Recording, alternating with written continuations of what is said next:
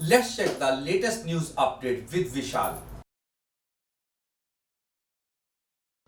Hello and welcome to Friends World TV. I'm your host Vishal Venkatesh. Thank you for joining the English News Bulletin this week. And there's been a lot of interesting news in the last week, from recent updates to Tasmanian water to, of course, the COVID-19 updates, which are all consuming and overwhelming our thoughts in recent times, of course. But first, let's get to the headlines as per usual.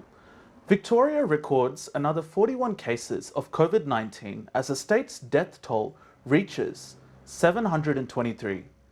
Woman becomes the first person in Western Australia to be fitted with a monitoring bracelet for allegedly breaching quarantine regulations. Tasmanians may end up paying more for water as TasWater applies for a $735 million loan. And the Canberra Liberals promise $17 million more for Catholic schools, in addition to changes to the subjects of English, mathematics, and also science. A gold mine in the country of Congo collapses, killing at least 50 people, according to an NGO. And worldwide COVID-19 cases reach 28.5 million as the death toll surpasses 900,000. A Brazil Amazon tribes expert has been killed by arrow to the chest whilst approaching an uncontacted group in the tribe. And the Philippines President Rodrigo Duterte pardons US Marine convicted of killing transgender women. Posts on social media are blaming Antifa and Proud Boys for the US wildfires. Firefighters, police, and the FBI are saying that this is a case of pure misinformation. Japanese authorities find empty lifeboat in search of missing Gulf Livestock One crew. And the tension between China and India increase over the disputed border issue in the Lacta region. Firstly, to the Victorian COVID-19 update. Victoria has recorded 41 new cases of COVID-19 and unfortunately 7 new deaths, bringing the state's total death toll to 723. Melbourne and other areas in regional Victoria are set to move into slightly relaxed restrictions from midnight today, including the allowance of single households and parents to form social bubbles with other people. The Melbourne curfew will be shortened by an hour, allowing people out until 9 p.m. every day, and people will also be able to exercise for 2 hours now instead of the regular 1 hour. And Victoria has recorded 37 new COVID-19 infections last Saturday, and this is the lowest daily increase since June. A 33-year-old woman has become the very first person in Western Australia to be fitted with an electronic monitoring bracelet for allegedly breaching a quarantine direction, a very important one in fact. It's alleged that the woman had 2 men visit her while she was at home in quarantine under self-isolation, and police say the woman has now been moved to a Perth hotel. Tasmania's only water and sewage utility has not ruled out raising future residential bills to help manage rapidly rising debt that is associated with the coronavirus. Tasmania's solo water and sewage utility is largely owned by the state's 29 councils, and they've been told that the entity is essentially in financial trouble and has applied for a loan that is around the range of $735 million approximately. And TasWater says the money is needed to continue its capital works plan and, of course, to battle the short-term and long-term impacts of COVID-19. Teaching in the Australian Capital Territory will be reshaped to focus on core subjects like English, science, and even mathematics if the Canberra Liberals are to win the territory election precedented for next month. The party is also promising an additional $16.8 million in funding just for Catholic schools, and the ACT Labor Party argues that the approach will narrow education in Canberra. At least 50 people are thought to have died when a gold mine unfortunately collapsed in the African nation of Congo, particularly in the city of Kamituga. And this is according to a latest NGO. The cave-in occurred on a Detroit mine site on Friday afternoon local time, following heavy rains, according to Emmeline Awatonga, who's the president of the Initiative of Support and Social Supervision of Women. Mining accidents are common in unregulated mines in Congo, with dozens of deaths occurring every year in these mines and they can be often attributed to ill-equipped diggers burrow deep underground. Now to the global COVID-19 update that we're all anxious about.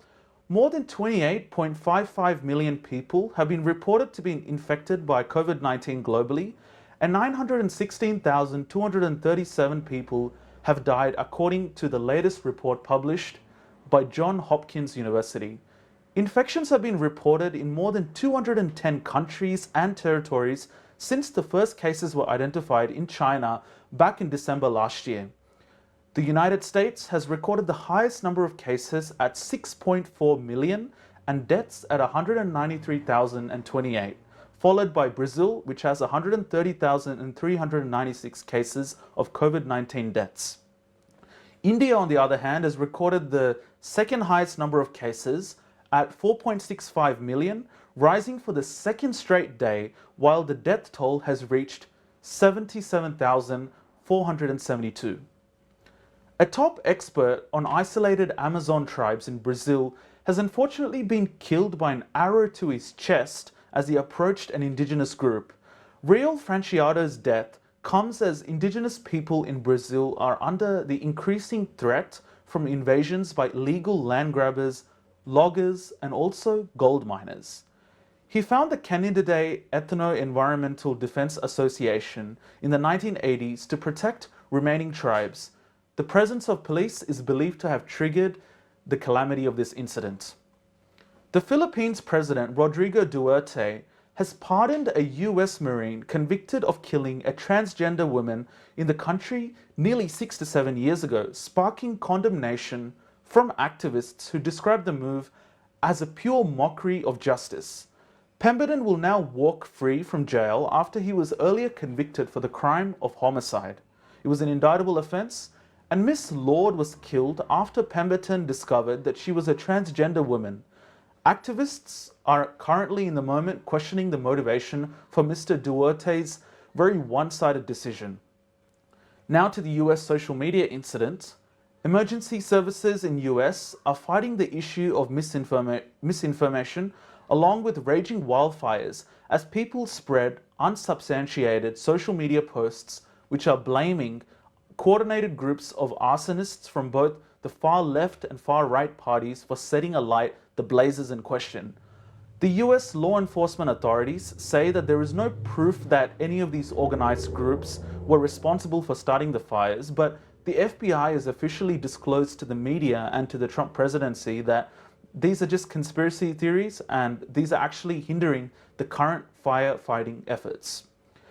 Australia has also experienced a similar misinformation campaign during its disastrous bushfire season that occurred right before the COVID-19 pandemic. Now to the Japanese rescue mission incident.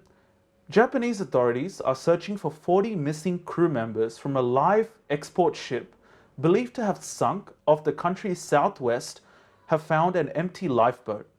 The crew on the ship have essentially made a very distressed call last Wednesday whilst they were stuck in the middle of the East China Sea.